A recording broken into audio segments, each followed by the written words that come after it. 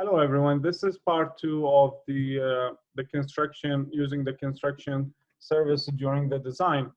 So we've talked about the introduction of how important the GC role in during the design for the owner and architect. Now we're going to talk about how to find the right construction manager for your project if you are an owner rep or working for an architecture company and so forth. So initially you'll be looking at their broad experience that is relevant to the project and the scope of pre-construction that you would like to hire them for, and see if they are good fit for this role. The trend of the company and the type of project they do, and that's what you want to do. Again, to remind you, that the GC role during the design service could be as basic as providing just like constructability advices, review advices, estimating or scheduling, and or minor things, or it could be something big and general. So according to this, you want to identify your consultant, and based on that, you hire them or not. So then, what kind of expertise you'll be looking for generally or typically in every project from a GC during the pre-con? First is value engineering, of course, estimating and scheduling, project control and planning, and the financial state of the company is also important. Just to see if the company is doing well in the market, and they willing to help, not that they are doing financially bad and they are desperate just to get any job. So those are kind of the things that you would have it back in your head when you make decisions. So then the selection criteria that typically are used to select the GC is the financial health. Again, you want to make sure that the company is financially stable and also bondable. Actually, you want to see the bonding capability and capacity of what they have. They are trustworthy in the industry, so they can be hired or not. The higher the bonding capacity, the less desirable the GC you want to have on your team, because they have probably bad record of conducting business, or perhaps this is their first time of doing this type of work, and they just want to expand. But you want to make your decision. Do you want to really hire them, and according to their experience, are they worth it or not? And then you want to see the workload, and are they busy? Do they have actual resources to start working and help you out, or they are just busy and they're just gonna send you anyone that they have available? And then their past experience on the field, have they done similar project before? Market focus, geographic focus, comparability with the team. Do they work together? Personality and chemistry. You know, I've seen this probably before, and I heard a lot about projects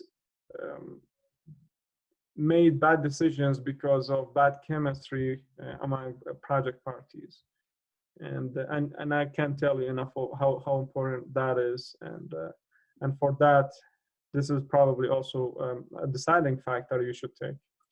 Then the resources availability, again, do they have enough people to send them to work on your project, or do they have anyone that couldn't be very helpful to your team? Then the team reputation, and then their team member reputation, the company reputation, and their fees.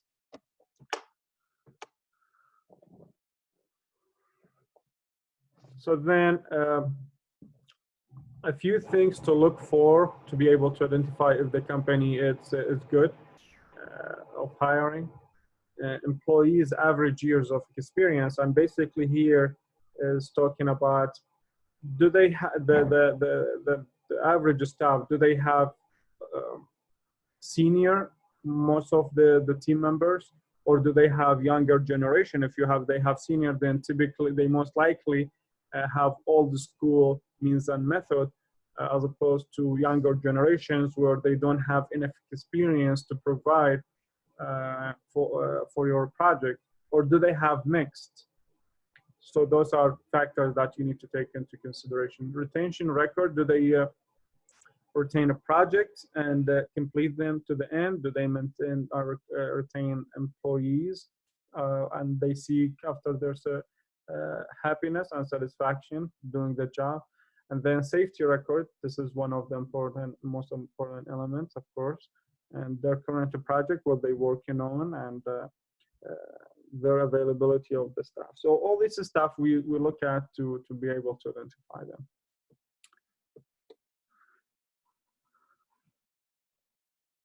So then again, if the owner is hiring the GC just for a consultation during the pre-con, then it's preferably to have a lump sum fee from them. You give them the scope of work and say, hey, this is how much we pay you, or how much you charge us for it, and then we agree or disagree.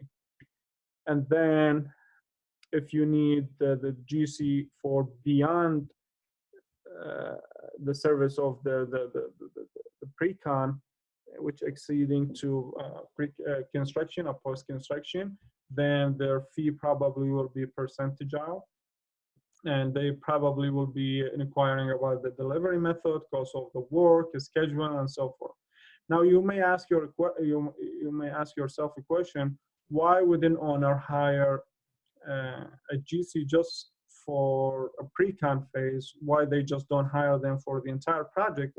It'll probably be more feasible, as opposed to hire just a GC for a consultation with their fee, then hire another GC for construction phase. Well, as simple as that, some owners are hesitant of making a long commitment to the GC throughout the project. As you may know, that construction industry is very costly, and owners and whoever involved actually in this business spends a lot of money. So from the owner perspective, they don't want to commit for a GC that is not willing to offer good help to the owner.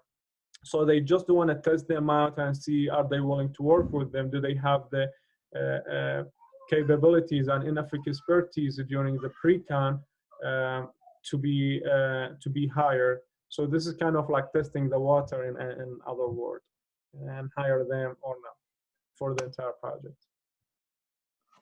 So then talking about the hiring process, let me stop here and I'll continue on part 3, because I want to make sure that all the information are relevant in each part.